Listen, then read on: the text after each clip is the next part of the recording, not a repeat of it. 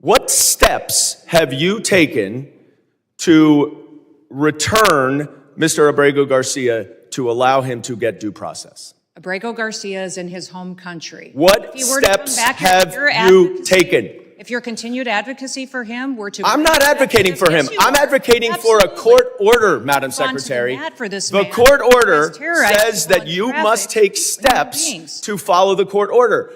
You are here under oath. What steps have you taken to return Mr. Abrego Garcia pursuant to this court order? It's got to be extremely discouraging to be one of your constituents. To see you fight for a terrorist like this and not fight for them is extremely alarming to me. I'm fighting for due process, and that's under the Constitution. Gentleman's and you time should has fight expired. due process. Thank you.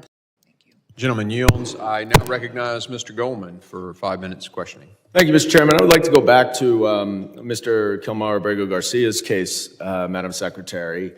But my first question for you is a pretty simple one. It's basic civics. Which branch of government does the Constitution give the authority to interpret what the law is, the judiciary or the executive branch?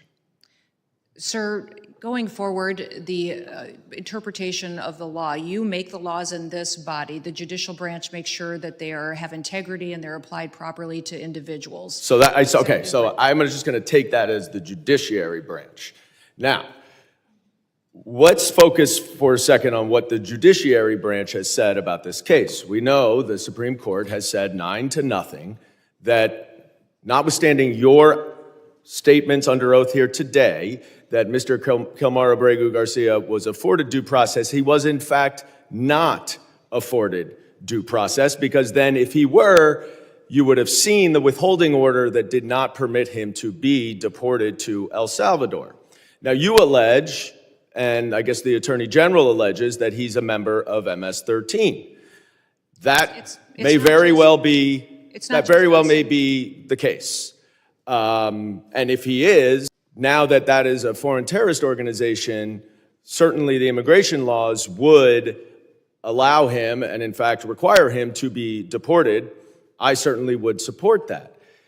But the problem that we have here is what you allege, what Ms. Green alleges, what the Attorney General alleges, is not the judiciary. You don't get to decide whether or not he is an MS-13 member. And you don't have to take my word for it, because Judge Wilkinson, a Fourth Circuit judge, very conservative, addressed this argument. He said, the government asserts that Abrego Garcia is a terrorist and a member of MS-13. Perhaps, but perhaps not. Regardless, he is still entitled to due process. If the government is confident in its position, it should be assured that position will prevail in proceedings to terminate the withholding of removal order. Will you commit right now to give Mr. Abrego Garcia that process where you can prove your allegation that he is a member of MS-13?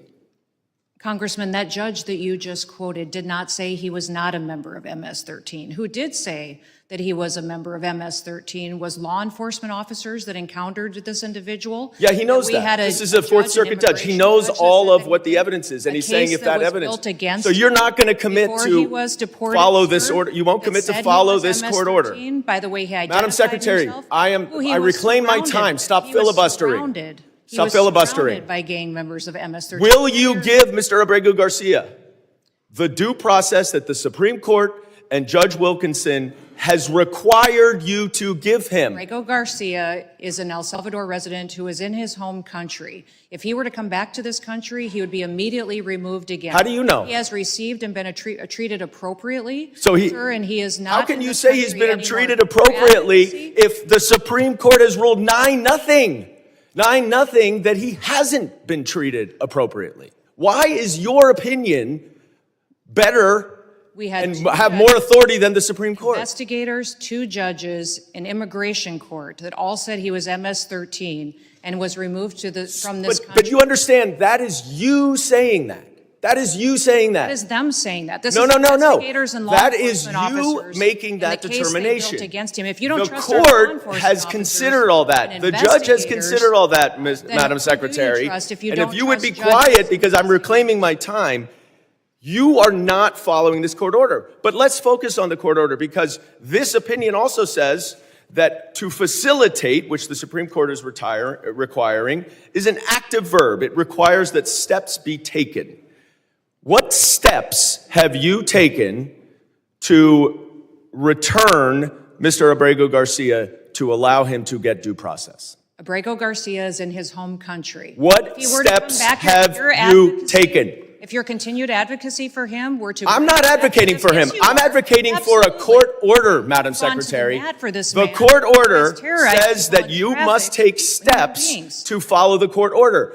You are here under oath. What steps have you taken to return Mr. Abrego Garcia pursuant to this court order? It's got to be extremely discouraging to be one of your constituents. To see you fight for a terrorist like this and not fight for them is extremely alarming to me. I'm fighting for due process, Constituents as and well. that's under the Constitution. Gentleman's and you time should has fight too for due expired. process. The